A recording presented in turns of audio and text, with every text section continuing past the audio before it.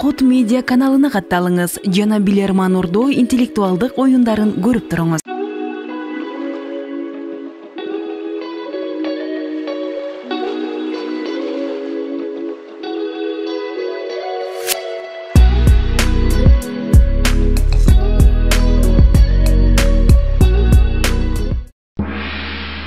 Assalamu alaikum урматтуу телекөрүүчүлөр. Кутмандуу кечиңиздер менен интеллектуалдар. Күзгү сериялар 9-тур. Билерман Ордо интеллектуалдык оюну бүгүн сиздердин назарыңыздарга Насирдин Ахунов жетектеген команданы Ордого чакырган. Команданы мен Ордого чакырууну баштаймын. Демек, 9-турга Арген Шерматов келген, команда мүчөсү, кесип боюнча тарых сабагынын мугалими.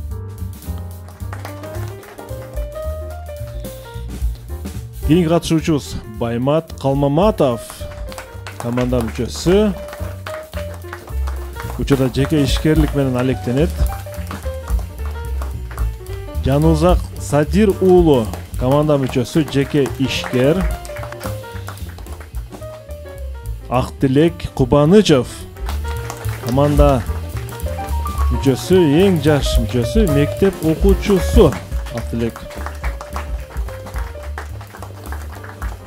Бешиналы Иманалиев, англис тили сабагынын мугалими. Жана капитан Насирдин Ахунов, кесип боюнча энергетик. Мына ушул команда бүгүн 9-турга чакырылган. Күзгү сериялардын кезектеги оюнун биз баштайбыз.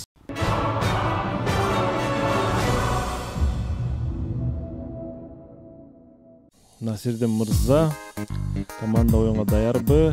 9-тур бүгүн сиздер эң акыркы оюнуңуздар 6-5 эсебинде 1 упайлык айырма менен жыйынтыкталган июнь айынын 26 күнү. Бүгүн дагы премьер лига үчүн аттанасыздар. Команда оюнга даярбы? Биз Насирдин мырза. Урматтуу алпорчу, биз даярбыз. Анда оюнду баштадык. Урматтуу телекөрүүчүлөр, 9-тур. Эсеп азырынча 0-0. Биздин башкы өнөктөшүбүз Барбол адал таттуу дайыма жаңы гана. Сиздерге ийгилик каалайт Барбол жана актив дизайн. Сиздерге ийгиликтерди каалайт. Биздин даректер Билерман Ордо деп Facebook'та барбыз. Билерман астыңкы сызыкча Ордо Instagram'да жана Билерман Чекит ТВ күчүкчө mail чекит.ру электрондук дарек. Эсеп 0-0, биринчи раунд.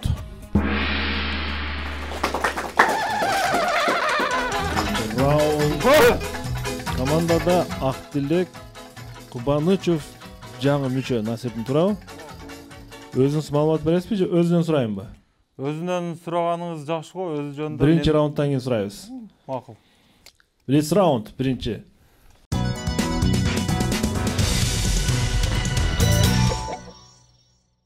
Команда даяр, Насирдин? Даярбыз, урматтуу алпорчу. Биринчи суроо сиздерге каршы Мирлан Абдыразаков Бишкектен ойнойт. Болгону 20 секунд гана убакыт берилет. Урматтуу билермандар, кээде математикалык эсептер, мисалы үчүн 1-ге 1 кошсо 2 болсо, кээде логикалык абалга салдырган болсок, 1-ге 1 кошсо 3 болгон учурлар бар экен. Урматтуу билермандар, 1-ге 1 барабар 3 кайсыл учурда туура деп эсептелет бул жашоодо? Кетти 20 секунд. Кандайча 1-ге 1 кошсоң анда деле 2 болот. Анда деле эмеде. Жанагы. Я, мындайда варианттар көп. Скидка мисалы экөөнү алсаң, үчүнчүсү бекерге болот.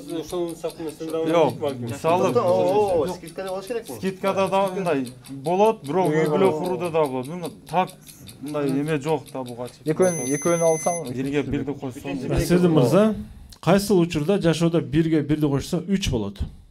1-ге 1 кошкондо 3 боло турган жагдай, бул жаратылыш табигый нерсе, бул үй бүлө куруудагы бул натыйжа да, мындайча айтканда. Жакында 7 миллион болдук, урматтуу алпорчу. 7 миллион болдук. 7 миллион 100-эсептер кетип атат. Азырынча эсеп жоопту канааттандыралы деп турабыз. 1-ге 1 кошсо 3 бул үй бүлөлүк жубайлардын перзент көрүүсү назарда тутулган. Экинчи суроону өтөбүз.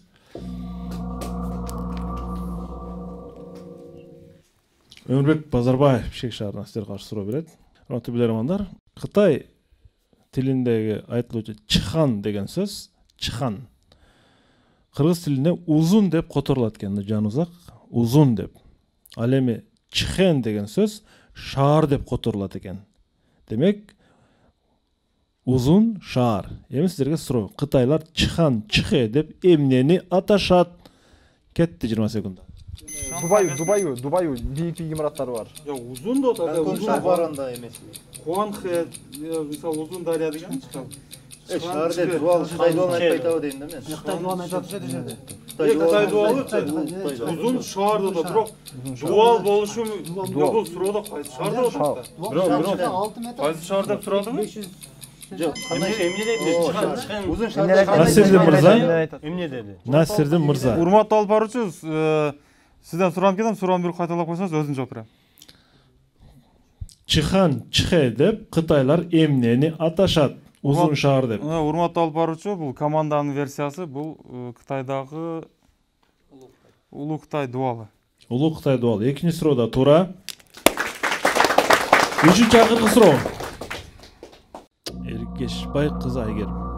Урматтуу билермандар. Бул нерсеге Рамон Бела Серна деген адам мына ушундай оюн айткан экен. Ал жасалма боп-бош шар. Анын ичинде кыз дагы бар деп. Кайталайм. Ал жасалма боп-бош шар, анын ичинде кыз да бар деп ушинтип анын сырткы көрүнүшүн айтат экен да, ушул нерсенин. Эми сиздерге суроо. Кайсы буюмду назарга тутуп жатат? Сувенир болсо вазач. Ичинде жаңы ангелге окшогон нерселер болот, кыздар. Фотоаппарат мындай улам бассаң жануарлардан кыз ошол. Жо, бул Рамон Гомес Девасерна бул мурдагы эмеде болобу? Накта оюучу эмес. Сувенир эмеспи, ой? Жаныбайган айтып аткан эмес, шаарда бирок жакын келип жатат. Сувенир болуп, жаңы тоголот. Айда Ичинде кыз. Ой эмеспи, ой? Айда болсун, бирок жасалмады атат. Жок, бирок жасалма. Жасалмады атат, жасалма. Ошо шаар шаар. Насирдин мырза, ал жасалма боп-бош шар, жасалма түрдөгү боп-бош шар деп, анын ичинде кыз да бар деп. Бул өзүнүн логикалык оюн айтып атат. Насирдин мырза. Кыз кадимки тирүү кыз. Урматтуу алып баруучу, биздин команданын атынан Жанузак мырза жооп берип берсин. Жанузак. Азыр бизде 2-3 вариант болду. Ай болду, анан сувенир, бирок эгер чындап жандуу шар боло турган болсо, Жок, жандуу шар эмес, кыз жандуу кыз. Жандуу кыз. Боп-бош шарга окшоштуруп атат. Анын ичинде кыз дагы бар деп атат. Анда скакалка секирип аткан кыз болушу мүмкүн ал. То есть буюм болгондо скакалка болуп калат. Скакалка? Ооба. Ондай секиргенде тоголок болуп калат го. Жоопко Ошонун алып. ичинде кыз болушу мүмкүн жанды. Сиз кичинекей бала убагыңызда мындай скакалка секиргенсизби? Азыр деле чоң эмессиз негизи. Скакалка ойнойсузбу анча-мынча? Бул мындай эмеге жакшы да, ден соолукка. Ооба, биз кичинебизде мектепте окуп жүргөндө ойночу элек, андан кийин азыр монтип чоңоюп калганда бир аз анча-мынча чуркаган нордун басып турат, скакалка секирип турабыз негизи. Туура жоопту айтам. Ал жасалма боп-бош шар, анын ичинде кыз да бар. Бул кадимки скакалка. Команда Блиц раундтан команда чыгып кетти жана эсеп телекөрүүчүлөр эмес, билермандар тарапка өзгөрүлдү. 1-0. Бир ашуудан ашып алды команда. Экинчи раунд.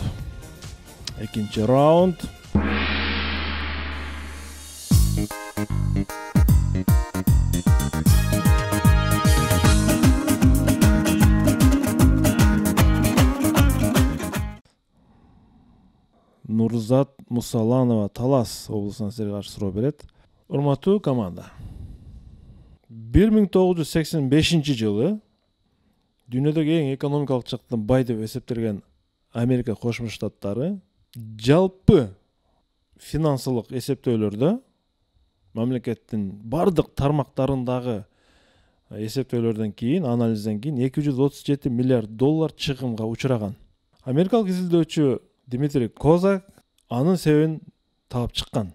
Урматтуу билермандар, бул кайсы бир сатылбай калышы же кайсы бир продукциянын сатылбай калышы, туруп калышы эмес, балким адам факторунан деп эсептеген. Эми сиздерге суроо. Кандайча АКШнын экономикасы 237 миллиард долларга учурап калат? Эмне себептен? Кетти минута. Яраша куралданы токтогон, ошо жолу Яраша куралданы токтогон, канча согуш токтогон. Эсеринен Алар ашча курал чыгарып алып, аны сата албай калышкан. Маркович, Жок, мындан эмес деп атат. Маркович эмес. Адамга майын деп берет. Адамдык фактордон дейт, а? Бир маалымат берди, бир жок, мындай бир китеп беле же кагаз ручка беле ушундай маалымат бар эле. Продукциянын сатылбай калышынан дебей атат да, ушу техник. Адамдык фактордон деп атат. Эмне болушу мүмкүн? Миграция эмеспи? Миграция. Адам саны көбөйүп кеткенби же? Бул жерде ошо 85-жылы эме болгон эмеспи мындай? Болушу мүмкүн. Салыктан эмес, Салык төлөмөй алган дейсизби? Жумуш место даярдалган бирок салыктан болушу мүмкүн, салыктан. 237 миллиард доллар. 237 миллиард доллар болсо, продукция жумуш ордун жасап алып, бирок жумуш жок болушу мүмкүн. Мисалы, оған 5 жашка болса, қазір 20 адам Жумуш орду түзүлгөн, бирок адам саны жетпейт. Мисалы, Жумуш орду аз. 20 адам кылтат, бирок айлык берет да 20 адамга. Ошо ona göre алса болмойт. Жок, мындай туура эмес жазылып калгандардан эмеспи? Жок, мындай мисалы жаңы отчеттор туура эмес болуп калгандан эмеспи?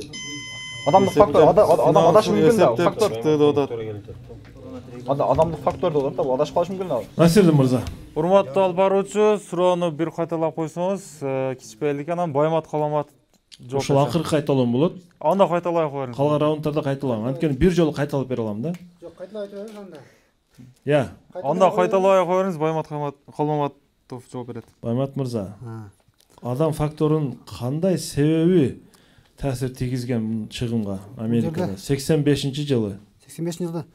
Урматтуу алып баруучу, бул жерде мисалы 21 фирмада 20 адам иштей, 10 адам иштеш керек болсо, ал жерде 20 адам иштегенде ашча айлык төлөнгөн да. Ошол себептен булар ашча адамга акча төлөгөн үчүн 237 миллиард чыгымга учураган.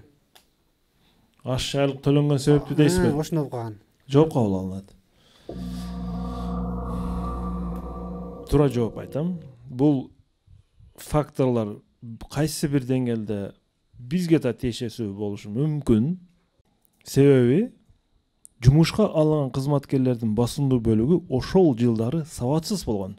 Насирдин мырза, эч кандай маалыматтан артта калган, китепти жакшы окубаган кызматкерлер жумуштарга алына бергендиктен алардын ишмердүүлүгү, ой жүгүртүүсү, интеллектуалдык деңгээли жана иш өндүрүмдүүлүгү начар болуп, ушул факторлор АКШнын экономикасын 240 миллиард долларга жакын зыянга учураткан.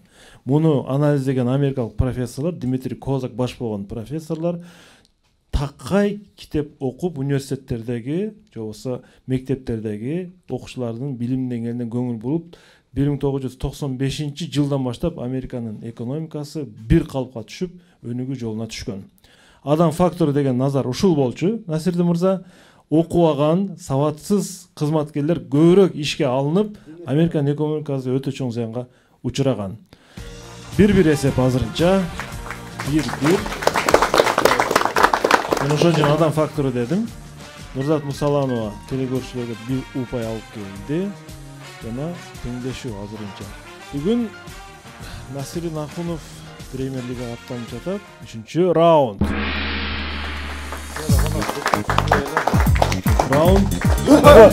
Команданын эң жаш мүчөсү, жаңы клубдун мүчөсү Актилек Кубанычев. Мектеп окуучусу. Канчанчы класста окуйсуз жана Билерман Ордого кантип келип калдыңыз? Бул командага кантип тандалып калдыңыз? Актилек. Саламатсыздарбы? Мен Жалал Абад шаарында 21-чи орто мектебинде 11-чи класстын окуучусумун. Мен бул Билерман Ордого Арген Шерматов аркылуу келдим. Мен мурда ушул Арген Шерматов менен шаар ичинде эме ойночумун да. Башка оюндарда элечи. Сизге ийгилик. Актилек мырза командага салым кошот деп ойлойбуз. 3-чү раунд. Сиздерге каршы Николай Герасименко суроо жөнөткөн. Мен суроосун окуйм. Футболго кызыгасыз, Насирдин мырза? Менби? Жок. Бул команданын ичинде футболго кызыккандардын рейтингинде 4-орунда турсам керек. Суроого көңүл бурабыз. Пенальтини ким негиздеп, автору идея кимге таандык пенальти? Жаныбек билесизби? Ал жөнүндө маалымат жок экен. Уильям Макрам айып таласынан тебилүүчү пенальтини негиздеген, ойлоп чыккан 11 метрлик топ тебүүнү ойлоп чыккан ушул Уильям Макрам 1890-жылы июнь айында эл аралык футбол ассоциациянын кеңешинде мына ушул нерсени киргизген. 1891-жылдан баштап бул эреже футболго расмий түрдө кошулган. Урматтуу билермандар, пенальти деп кийин расмий аталып калган, бирок Уильям Макрам ушул 11 метрлик топту башкача атаган.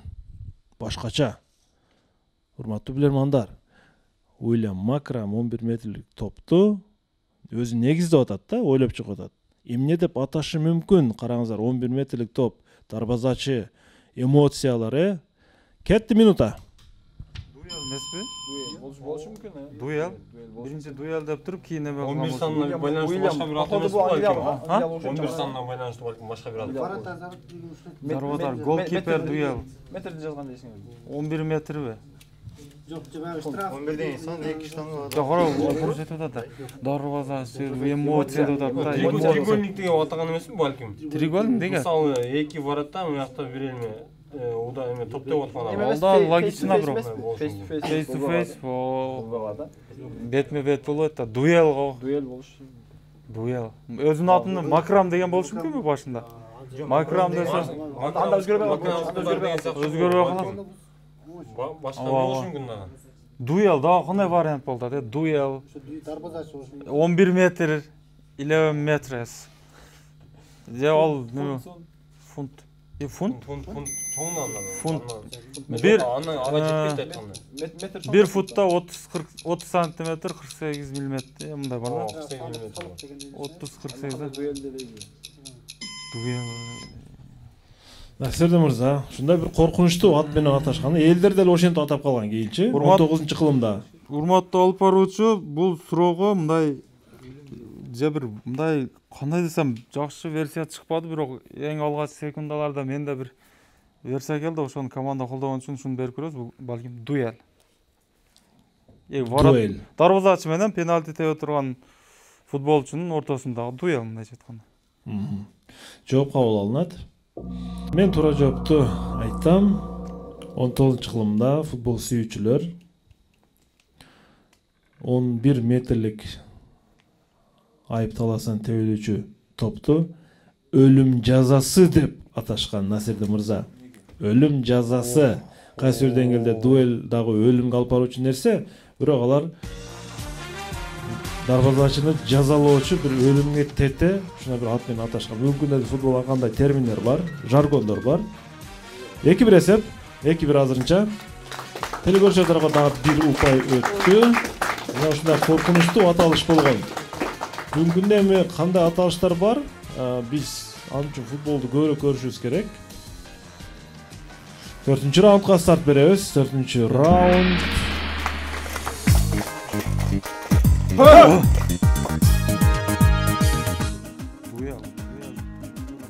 Өлүм жазасы.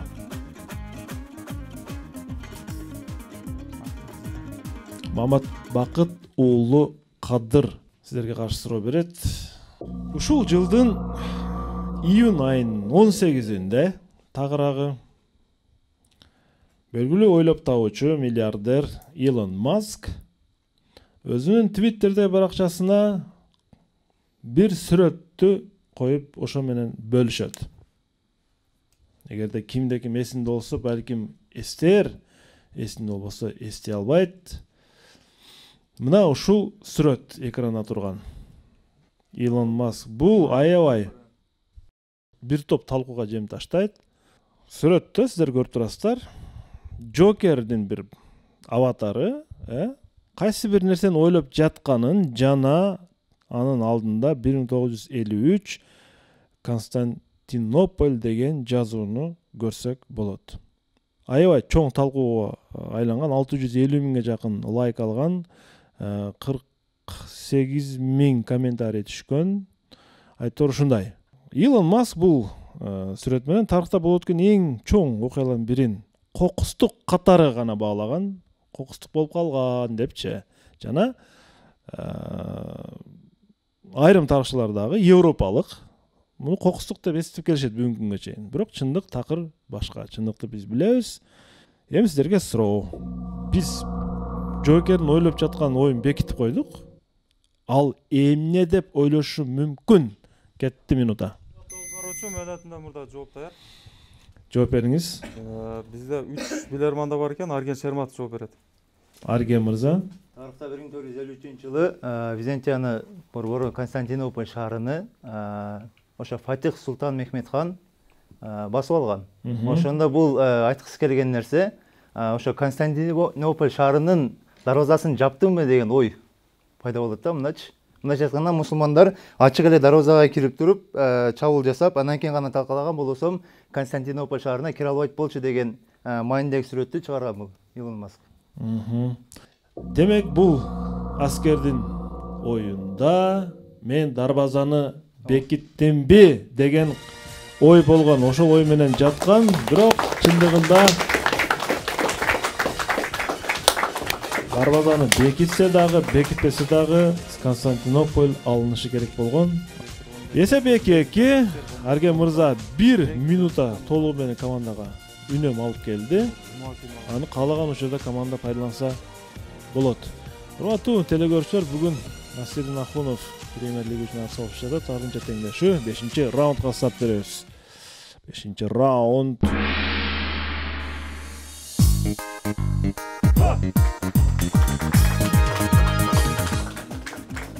Бүгүн фатих болушубуз керек да. Сиздер дагы бүгүнкү Премьер Лигага Фатих Султан Мехметке окшоп жеңип чыксаңар. Асылбек Камчыбеков Кызылкая шаарынан. Фатих Султан Мехмет канча жашта болгон билесизби, Насирдин мырза? 28 эле жашта болгон. Константинополь басып алганда. 28 эле жашта болгон. Да, чоң улуулатып койдуңуз да. Андан да кичинекей болгон. Жо. Эме баягы Түркияда чогуу иштегенде эме болгон да, 21 токсоңор. Жо, 21. Түркияда чогуу согушка барганбыз деп айтты. Жо. Фатих Султан менен. Бир киши 21 жашында баласын урушуп атканын угуп калам да, сен жашыңда Фатих Султан Мехмет Стамбулду басып алган, сен жүрөсүң дагы эле PUBG ойноп депчи. Ошентип урушкан эсимде бар. Ооба, 21 жашында бүтүндө империяны басып алган. 21 жаш. Кийинки суроо.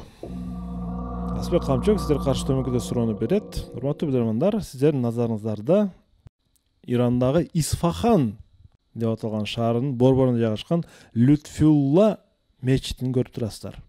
Бул мечит Шах Аббастын көрсөтмөсү менен анын кайын аталарынын бири Ливандык шейх Лютфулланын урматына курулган.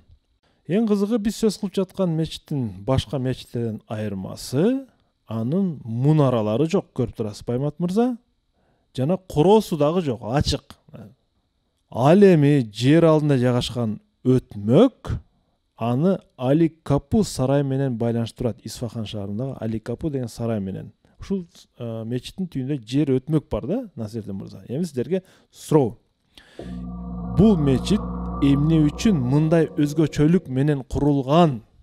Мунара жок, коро жок да. Лишнее внимание келбеш үчүнбү? Кандай? Мунара бийик болсо. Сарайдын бир Согушуш максатында. токтоо катчыгуу үчүнбү?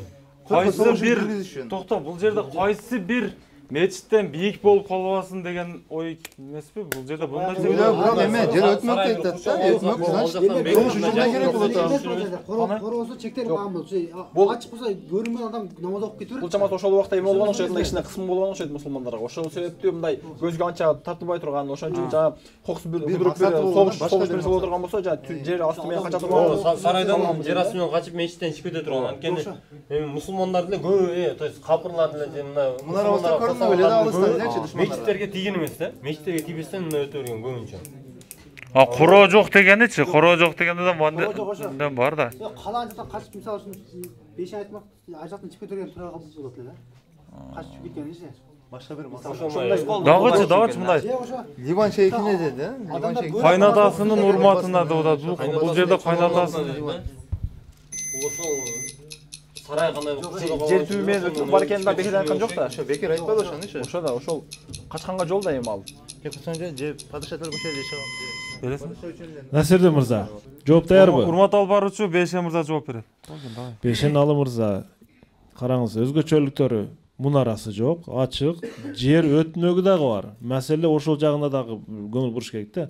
Эмне үчүн жер өтмөк болгон бул мечитте? Бейшен Алы. урмат алып баруучу бул жерде мунарасы жоктугу бул бир башка эле бир кандайдыр бир балким дарылоочу бир место катары башкалардын көзүнө ошондой көрүнсүн деген үчүн мындай максатта мунарасы жок кылган болушу мүмкүн. Негизги себеби бул жер өтмөктүн коюлганы балким кандайдыр бир душман бастырып келсе, ошол сарайды курчоого калса, андан качып чыгып, мечиттен улам чыгып качып кетүүгө бир ыңгайлуу болуш үчүн ушундай кылган деп ойлойбуз. Анткени тарыхта билебиз, көп душмандар мусулмандарга деле кол салганда башка жерлерди талкаласа да, бирок мечиттерге көп тийген эмес алар. Мечиттин жоңгондо дизайнын өзгөртүрүп, өздөрүнө кийинки учурларда бир керектүү жер катары колдонушканын билебиз, көп көп. Түшүнүктүү жооп кабыл алынат.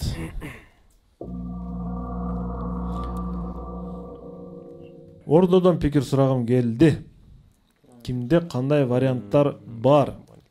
Иранда билебиз, мусулманчылык бул ислам дини өтө өнүккөн. Демек ар бир адам ошол жакын жердеги мүмкүн болушунча мечитке барып намаз окуганы аракет кылат. Ал эми бул мечитти көргөндө адамдар бул жерде баягы көбүнчө эркек кишилер мечиттеп мындай мунаралары жок болгон үчүн бул жерге жакын келишпейт дагы. Демек бул жерде бир логика пайда болот. Бул мечитте ошол сарайдын алды менен өтүп келген болсо, ошол аялдардын мечити болгон бул. Түшүнүктүү. Туура жооп. Эмне үчүн жер астындагы өтмөк сарайга алып барат? Албетте сарайдагы гарем бар. Гаремде шахтын аялдары болот жана алар эл көзүнөн көрүнбөй мечитке барып намаз окуусуна мүмкүнчүлүк түзүлгөн. Мына ошондон бүгүнкү күндө бул мечитти айымдардын мечити деп дагы аташат. Урматтуу команда. 3-2 эсеп, урматтуу билермандар. Биздин Шамырбаевдин версиясы туура.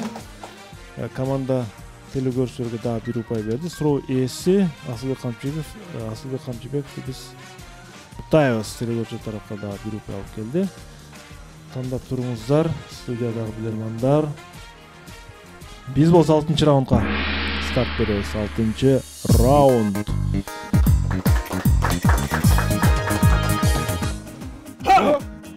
Жалаң шахтар жөнүндө сөз кетти. Шахтар дегенде ошол гаремди кошо эстесеңиздер болмок.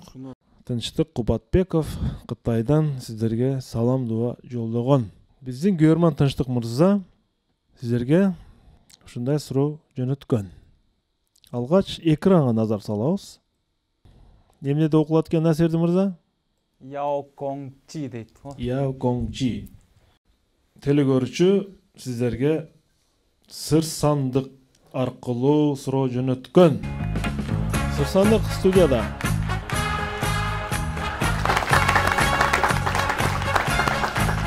Урматтуу билермандар.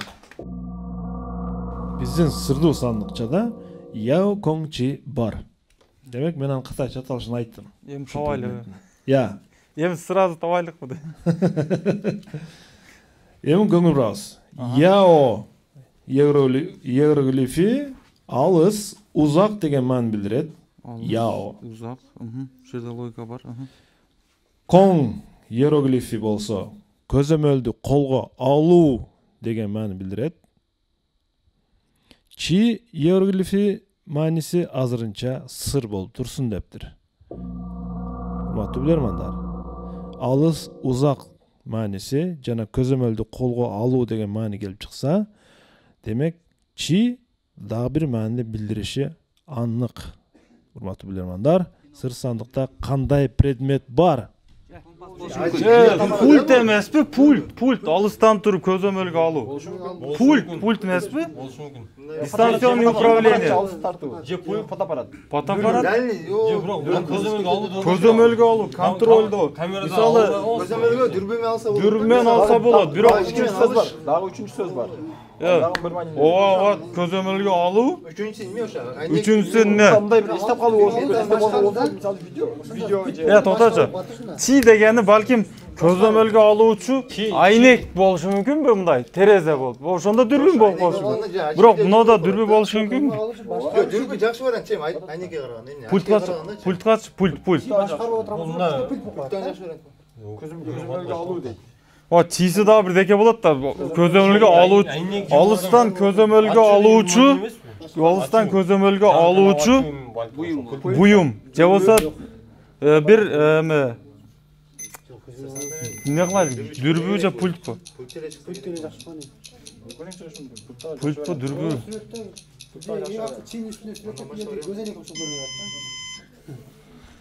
Насирдин Ахунов, абалыңыздар кандай? Абал оор. Оор болсо ордодон жардам алуу мүмкүнчүлүгү бар, бонус алуу мүмкүнчүлүгү бар, жооп берүү мүмкүнчүлүгү дагы бар. Үчүнчүсүнү колдойбуз го. Кайсыны? Жооп беребиз. Жооп бериңиздер. Эмне предмет жөнүндө сөз кетип жатат? Урматтуу алып баруучу, Тынчтык мырзанын суроолору өтө эле бизге табышмак боло берет, ушундай кыйнайт адамды дегендей. Салам жолдойм Тынчтык мырзага, бирок бул чи деген дагы бир маанин берсе керек деп ойлодум. Бизде дүрбү болду, көз айнек болду. Яокоңчи бул алыстан, узактан көзөмөлгө алуучу. Көзөмөлдү колго алуу. Колго алуучу болсо дүрбүн эмес, балким пульт болушу мүмкүн. Алыстан башкаруу. Дистанционный управление. Демек сиздин оңузча сырсантта пульт бар. Пульт болушу мүмкүн. Жооп кабыл алынат. Бул пульт дагы китайский болсо керек. Макул делик, Яокоңду биз котордук. Чи ошондо кандай сөз Мындай, маани билдирет? алыстан көзөмөлгө алыстан колго алуучу буюм. Же болсо бир жабдык. Ооба. Анда биз сырсантты ачабыз, ичинде Яокоң чини көрөбүз. Бул кадимки пульт болчу, урматтуу билермандар. Жооп туура. Эсеп 3-3. Теңдешүү азырынча эсеп 3-3. 7-чи раунд. Баруучу бизге 2 упай берсеңиз болот. Биз китайскийни да таап койдук. 7-чи раунд. 7-чи раунд.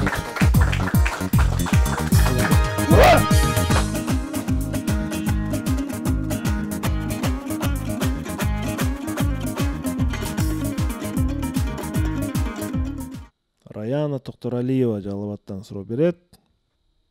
Урматтуу билермандар, араб элинде мына ушундай бир фраза бар экен. Насирдин мырза, арабтар тоого кар түшүптүр деп кандайдыр бир нерсеге мындай бир белги кылып айтышкан да. Тоого кар түшүптүр деп. Эми сиздерге суроо. Ушул сөз менен алар эмнени назарга тутат? Кетти.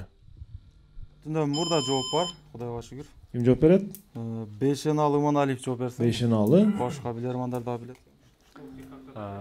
Урматтуу алып баруучу, бул жерде арабтарда тоого кар түшүптүр деп ошол адамдын чачына ак аралаган учурду айтышат. Чачына ак аралаган учур. Ооба. Сизде кар барбы жокпу? Азырынча жок, Жок болуш керек, билбейм, башым көрө албай атам. Жок деп үмүт кылам, анткени бир ойлончу бир маселе жок. Азырынча жамгыр жаап турат, кийинчерээк кар түшөт. Жааса экен. Азырынча үйлөнө элек. Кийинчерээк, түшүнүктүү. Азырынча күн тийип турат экен анда, күн тийип турат экен. Жооп туура, 4-3.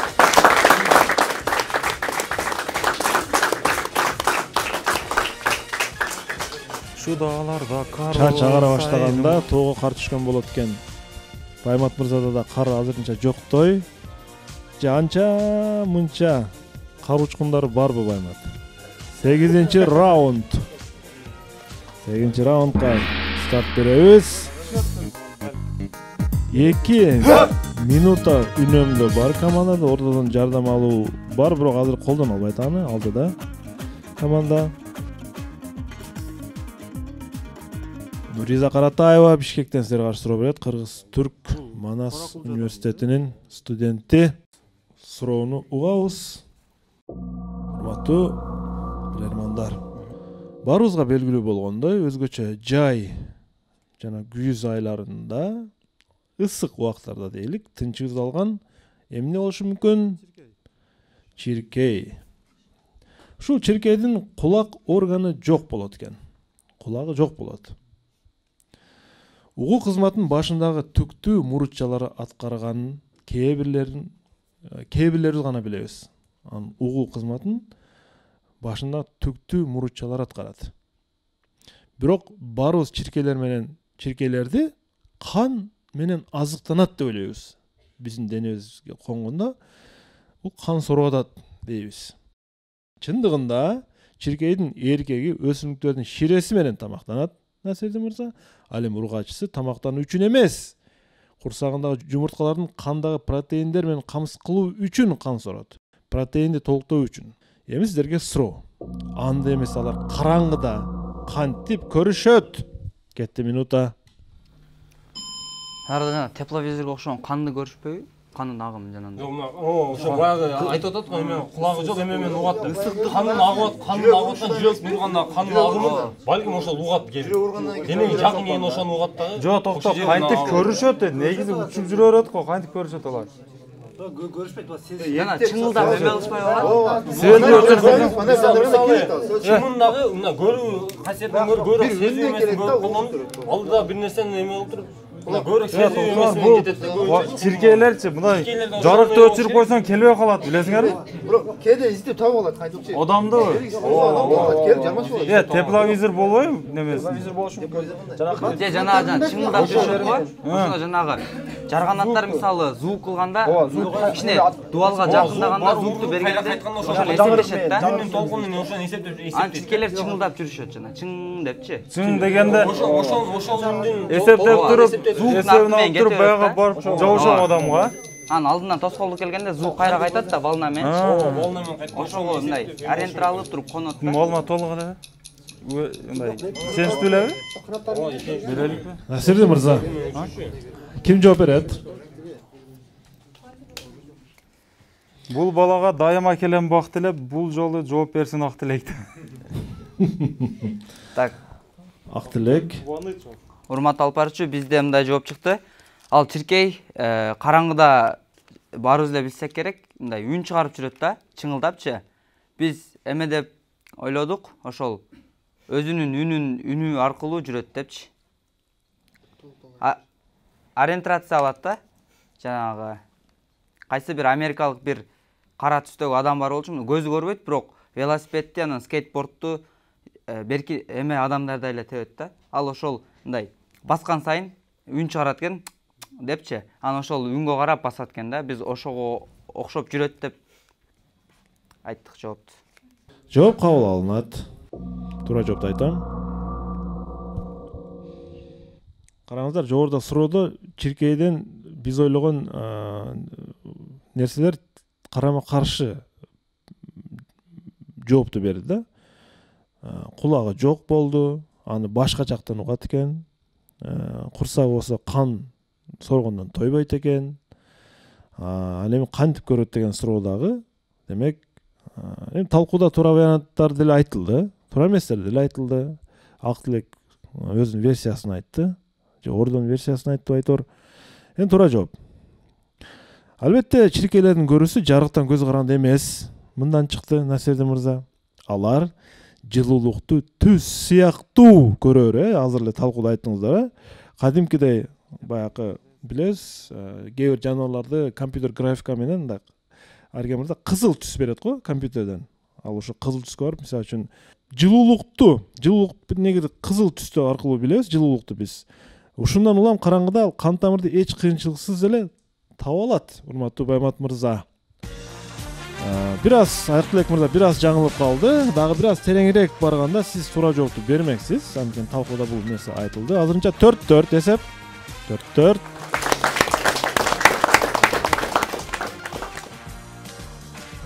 телекөрүүчүлөр менен билермандар теңдешти. Акылбек мырза, кайсы кесипти аркалайын деп атасыз мектеп бүткөндөн кийин? Мен бирок кесип тандоо кыйын болуп атат азыр. Болжолдуу бир багыт барбы? Ошо юридика тармагына тапшырат окшойм. Юридикалык тармак. Жакшы, бул укукту билген өтө жакшы, мыйзамды билген жакшы. Биз 9-раундга старт беребиз. 9-раунд. Алдырып койдук, а?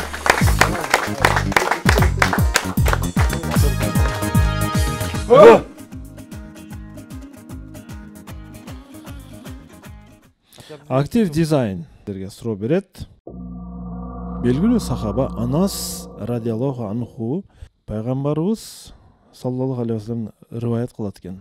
Пайгамбардан укканын айтып атат. Чындыгында эл арасында кээ бир өзгөчө Алла Таалага жакын адамдар бар. Сахабалар сурашты. Ey Allah'ın elçisi, алар кимдер dedi. Пайгамбарыбыз кандай адамдарды Аллага жакын өзгөчө инсандар деп айткан, урматтуу билермандар.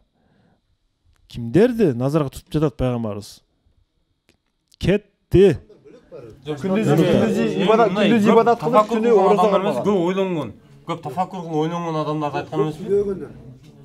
Көпчүлүк кулкун өзү жакшы адамдар эле болуш керек булар.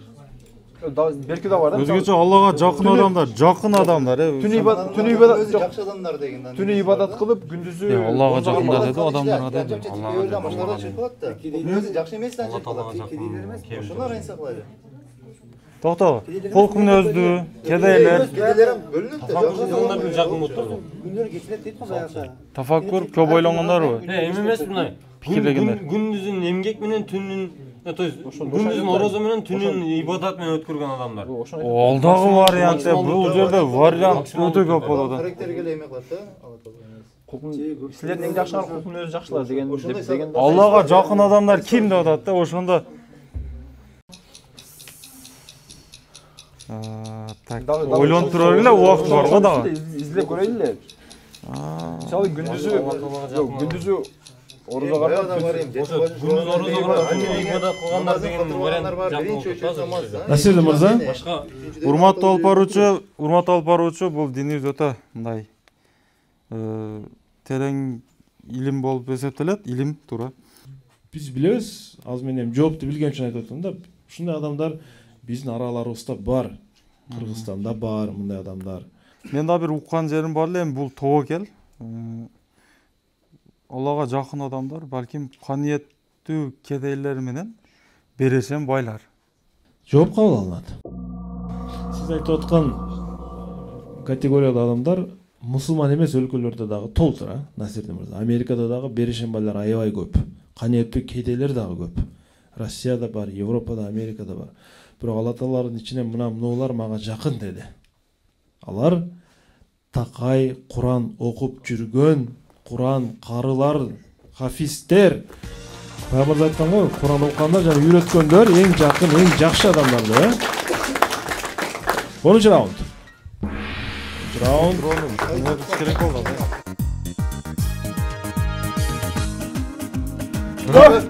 Орозо гана сиздерде айтылды. Жебе боюнча демек кайсы суроого келди? Таттыбү Токтосунова, Нукат районунан. Сиздерге урматтуу билермандар, телекөрүүчү, мына мындай алгач бир сүрөттү жөнөп жатат. Бул сүрөт атайын кыркылып, кыскартылып алынган толук версиясы эмес. Бул назарга тутулган сүрөттүн Насирди мырза эки чекесин кыркып биз негизги бир бөлүгүн койдук ортого. Сүрөттүн жалпы көрүнүшү эмес бул. Мындай байкагыңыздар эмне бул сүрөттөн? Бешеналы, Баймат, Арген. Бир түрмөканада урматтуу билермандар, бул сүрөттө кандайдыр бир жерди көрүүгө болот. Жана бул жердеги адамдардын өмүрү азыркы биздин мезгилдин эң актуалдуу, глобалдуу көйгөйү болуп саналат. Ар бир адамдын, көпчүлүк адамдардын өмүрүн текке кетирүүчү нерсеси болуп саналган бир нерсенин кыркылган бөлүгү, урматтуу билермандар. Эми сиздерге суроо. Эгерде муну чоңойто турган болсок, бул жерден кандай картина чыгышы мүмкүн. Эмне үчүн мына ушундай көрүнүш бул жерге камтылган? Жанагы окшот. Эгер олар адамдар отурган болсо өзүнө бир мындай эме бөлүп берип койгон, ошонун ичинде басып жүрүш керек. Андан ошол зонадан чыкпайт деген. Телефонду сыйып алып эмеде отурган. Муну чоңойткондо бирдеке көрүнөт деп атат да. Чоңойткондо QR код телефон бу. Бул жалпыланган, бул телефон болушу мүмкүн да. Мисалы, мына жагында кнопка, мына жагында камера болушу мүмкүн. А бул камаккана, телефондун ичинде камалып калды деген мааниде болушу мүмкүн. Эми бул жалпылап деген зарядка сатууну жери типа ошондой болуп калышы. Жо, балким. Бул жерде мындай клавишалар туура келип атат да, клавишанын орду болсо, төрттөн. Мына мисалы мынада, мына камаккананын мына жагы болсо, мына эме түрмөгө окшош болсо, мына дарбаза болсо, мына жагын эме кылганда балким телефон болушу мүмкүн тура. Телефонго мындай. Телефонго окшош, смартфон болушу мүмкүн да. Ошонун ичинен чыкпай телефон мындай. Телефон микросхема, плата ошол нерселерге окшоп атат. Ошо платасына окшоп атат да, могу. Телефон компьютер же ошого Так, Насирдин мырза. Урматтуу алып баруучу, бизде бир версия болуп турат. Бирок азыр бизде бир мүмкүнчүлүк бар, ордонун жардамынан пайдалануу деген. Эгер муну жооп берип койсок, пайдалана албай калабыз. Ошондуктан бизди мындай 1% болсо дагы күмөнүбүздү 100% кылып койсун деп туруп, мындай толук ишендүү болсун деп ордодон жардам сурайбыз. Чын жүрөктөн.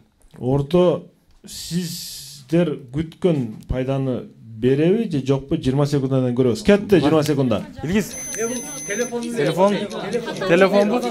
Өткөн адамдар өмүрү чоңойгондо бул телефонду айландырып азыр чукулан коюп тур да.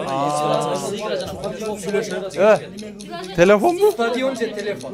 Стадион. Эгер сүрөт кеңесе бул стадионго айланып кеткен билгенде кнопка калып кеткен билгенде бул жерден эмес бузактан карашыңыз керек. Бирок телефон негизи социалдык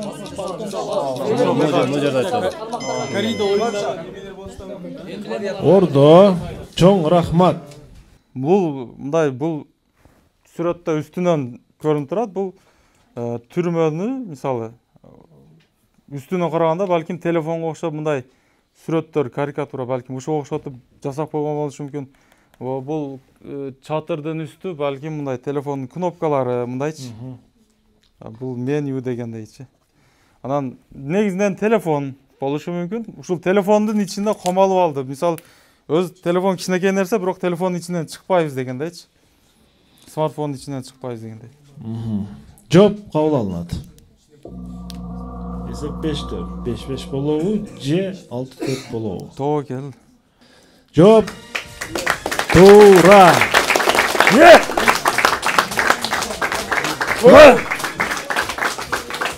Бул урматтуу билермандар, кадимки телефондун корпусу. Караңыздар, кандай логика иштелген да бул жердечи. Телефонго бүгүнкү күндөгү муун Насирдин мырза. Адам баласы телефонго түрмө болуп калат. Телефондун өзүнө камалды, сиз айткандай. Наоборот кылып койсун, Эртеден кечке телефондо пайдалуу маалыматты алып жаткан болсо ал жакшы. Бирок сааттаган убактылар колуп жатканы бул телефонго кадимкидей эле мындай камалып калгандай, өзүн өзү автоматтуу түрдө баягы кишенелип калгандай да. Мына дагы бир аналогун көрсөтөйүн. Мына караңыздар. Телефонго кишенелген. Чөнтөгүмдө да ойлойт телефон. Бирок телефонго абсолют түрдө адам кишенелип калды. 5-5 эсеп. 5-5. 1 мүнөт убактыбыз бар, бонус бар. Эсеп 5-5. Чечүүчү раунд. Же айландыруунун кереги жок. Жана Төлөгөн кызы Айжамал аттуу телегөрүүчүнүн суроосу команданы ойго салды. Урматтуу Насирдин мырза, маанай кандай? Маанай өтө сонун. Критикалык абалда турабыз, бирок маанай жакшы. Туурабы жигиттер? Баймат да бир аз байкалбай турат. Сиздердин назарыңыздарды экранда көрүнүп турган ушундай бир сүрөткө бургум келип атат. Караңыздар, урматтуу билермандар. Орусча жазылды, мен кыргызчага которуп берем. Негизи түшүнүктүү болуп турат. 4 абалдагы көрүнүш, 2 карга дейлик. Баймат мырза, бутакта отурган 2 карга, бийигиректе отурган 2 карга, бири менен талкуу кылып атат. Бирөө бул адам деди Насирдин мырза. Бирөө бул адам деди. Бирөөсү жок деди. Бул жанагы эгиндердиге орнотуп койгон баягы эме бар го, адамдар, адам сымал кийдирип коет, жаныбарлар чымчыктардан корой турган, ошондой бир манекен да. Экинчисинен сурап атат. Эмне үчүн сен антип ойлоп атасың? Каяктан алдың мындай ойду деп атат. Десе, төртүнчүсүндө турат. Мен ушул себептен муну адам эмес деп атам дейт. А беркинси карап таң калып туруп 100% туура айттың дейт. Насирдин мырза, минута кеттиби? Кетти анда. Сине салады балдар. Айтып бер жок. Телефон. Телефон? Телефон кандай байланыштырабыз ошону? Кантип байланыштырабыз? Коркутпу, адам эмес үчүн коркунучтуу болот. Кандайча? Бул айтып атат. Телефон деп ой Бул келди. адамбы деп атат. Бир карга экинчиси. Насирдин Ахунов, чечүүчү раунд. Урматтуу алып баруучу, мурдагы оюнубузда 3 суроо катарынан билет болду эле. Акыркы чечүүчү раундду Жанузак мырза. Жанузак Садир уулу. Бул урматтуу алып баруучу, мындан мурунку суроодо дагы ошондой эле идея келди болчу. Бул дагы ошону эле улантса десек да болот. Себеби бул телефон адам жашоосуна коркунучтуу. Ошол бекитип турган жерге эмнеден жазып болушу мүмкүн? Телефон. Кана телефон? Телефон. Телефону жок. Телефон жок. Ошон үчүн ал адам эмес деп атат. Ооба. Мен эки чымчыктын ой жүгүрүшүнө таң калып атам да. Булар да билип калыптыр да. Адамдарда телефон жок болсо ал адам эмес депчи.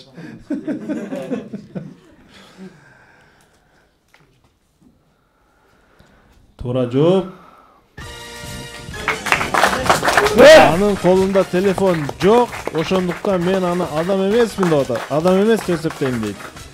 Демек ал чындыгында эле адам коркута турган бир манекен экендигин бул эки канаттуу карикатуралык түрдө сүрөттө айтып жатат. 6-5 эсебинде Насирдин Ахунов командасы премьер-лигага ийгиликтүү чыкты. Команданы куттуктайбыз. Ушундай упай күтүлгөнбү Насирдин мырза? 6-5 урматтуу эптеп жеңсек болду дегенби? Жок, урматтуу алып баруучу, биз 6-3, 6-2 болушунча аракет кылдык ушундай нерселерге. Ушундай эсептерге, бирок тилекке каршы ушунусуна да шүгүр жеңдик. Биз жакшы оюнга күбө болдук. Команда чындыгында мыктылыгын далилдеди. Эми бул команда Жалал Абад областынан келип ойнойт. Анан ошондой болсо дагы команданын жеңгени мени сүйүндүрдү да. Кайсы билерманды сиз активдүү катышты деп эсептейсиз? Ошон үчүн мен бүгүнкү оюнда Насирдин мырзаны мыкты дейм, бирок ошол катарда эле ана Жанзак мырза, Арген мырза жана Баймат Бешенал мырзалар дагы жакшы ойноду. Рахмат. Кайсы суроо? Мага урматтуу алып баруучу симпатияга ээ болдуңуз. Кытайдан келген суроо. Өтө өзгөчө жакты. Яо Коңчи. Ооба, Тынчтык мырзанын суроосун мен мыкты дейм. Пульт тууралуу суроосу, Ооба. Тынчтык Кубатбеков мыкты суроонун ээси болду. Куттуктайбыз.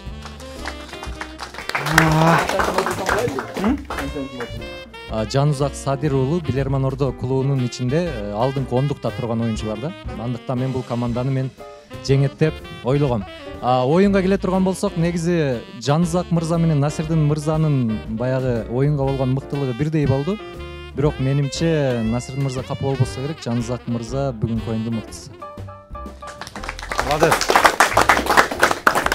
Рахмат. Өзүбүздүн командага, ошонун ичинде Актилек мырзага өтө чоң ийгиликтерди каалайбыз. Ал эми суроолор боюнча туура Тынчтык мырза жөнөткөн сырдуу санаттагы суроо мыкты суроо болду, бирок биздин көңүлүбүзгө көбүрөөк толгону бул Константинополь 1953 деген Илон Масктын. Илон Маск ким деген жок? Мамат Бакытуулу Кадыр деген Кадырбектин суроосу. Эми биздин көңүлүбүзгө ошол көбүрөөк. Ушул телекөрүүчүгө чоң рахмат.